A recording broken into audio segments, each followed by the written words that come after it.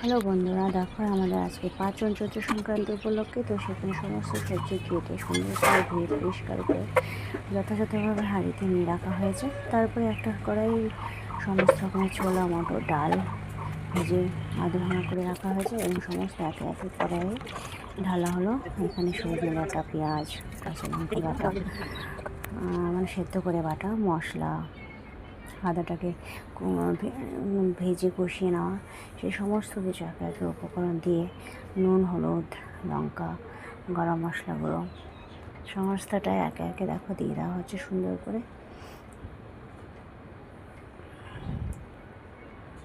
যথেষ্ট পরিমাণ মতো দেওয়া হচ্ছে। তারপরে লঙ্কা বাটা, তারপরে ভালো করে নেড়ে চেড়ে সে জল দিয়ে কষিয়ে নেওয়া হচ্ছে। তারপরে কুমড়ো, বাদাম, তারপরে একটা পাঁচফোড়নের ফোড়ন দিয়ে দেওয়া হলো। ফোড়ন দেওয়ার পরে দেখো কালারটা কত সুন্দর এসছে। তারপরে সেখানে আমাদের গরম মশলা গুঁড়োটা দিয়ে আরও একটু ভালো করে কষিয়ে নেওয়ার পরে দেখো কালারটা কত সুন্দর চলে এসেছে। এবারে নারকেল কুচি ভেজে সেটাকে দিয়ে দেওয়া হচ্ছে।